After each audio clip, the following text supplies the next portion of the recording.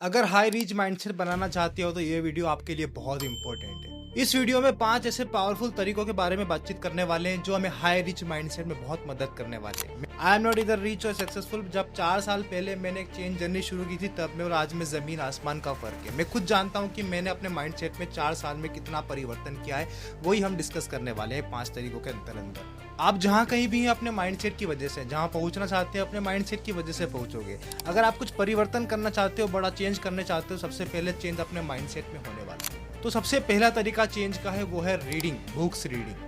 तो बुक्स पढ़ो। बुक्स पढ़ने का मतलब यही नहीं कोई सी भी नॉवल पढ़ने लग गए, कोई सी भी एक फैंटेसी किताब पढ़ने लग गए या फिर कोई सी भी इंटरटेनमेंट मैगजीन पढ़ने लग गए। बुक्स पढ़ने का मतलब है कि हाई माइंडसेट वाली, क्वालिटी वाली किताब पढ़ो, बिजनेसमैन वाली किताब पढ़ो, ऑटोबायोग्राफी पढ़ो, लोगों की जो भी सक्सेसफुल लोग हैं उनके बारे में पढ़ो कि उन्होंने कैसे अपनी सक्सेस को डिजाइन किया है ना। द सीक्रेट है, रिच डैड पुअर डैड है, the power of subconscious mind है, एक इंटेलिजेंट इन्वेस्टर है। ऐसी बहुत सारी किताबें हैं जो आपको एक अच्छा हाई सक्सेसफुल माइंडसेट देने वाली है। तो उन किताबों के बारे में पढ़ना सीखो, उन किताबों को डेली पढ़ना शुरू करो। और दूसरा तरीका है meditation and workout. Meditation and workout बहुत ज़रूरी है एक अच्छी हेल्थी माइंड के लिए, क्योंकि स्वस्थ शरीर में ही स्वस्थ मस्तिष्क का विकास होता है। और मेडिटेशन और वर्कआउट करोगे तो आपका फोकस लेजर शार्प होने वाला है। अगर लेजर शार्प फोकस होगा तो आप किसी भी एक चीज़ में फोकस करोगे तो आप उस चीज़ में मास्टर बन जाओगे, मास्टर। और एक बार आपने लेजर शार्प फोकस बना लिया तो आप किसी भी चीज़ को हासिल करने में ज़्यादा टाइम नहीं लगाओगे। इसीलिए एक अच्छे फोकस के लिए आपको मेडिटेशन एंड वर्कआउट करना जरूरी है। Now talks about the third and the most effective way is visualisation, है ना। आंखें बंद कर कर अपने सपनों के बारे में, अपने गोल्स के बारे में सोचना, उसे कहते हैं विजुअलाइजेशन। मेरे हाथ में कौन सी गाड़ी है, मैं आने वाले 5 साल में कहाँ होने वाला हूँ, मैं आने वाले 5 साल में अपने आप में और अपने परिवार में कितना बड़ा चेंज करने वाला हूँ, उस सोच को बोलते हैं विजुअलाइजेशन। विजुअलाइजेशन से आपका सबकॉन्शियस माइंड एक्टिव होता है और सबकॉन्शियस माइंड आपकी कल्पना को वास्तविकता में लाने के लिए भी मदद करता है।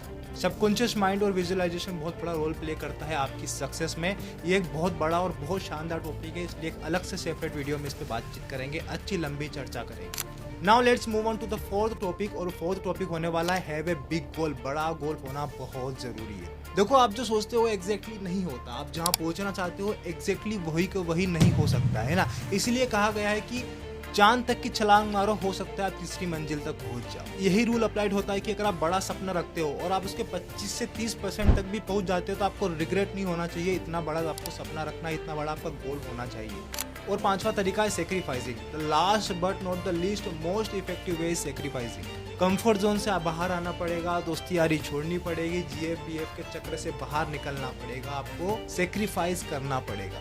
सेल्फ इंप्रूवमेंट सेक्रीफाइसेस मांगता है। आपको अकेला रहना सीखना पड़ेगा, दोस्ती यारी छोड़नी पड़ेगी।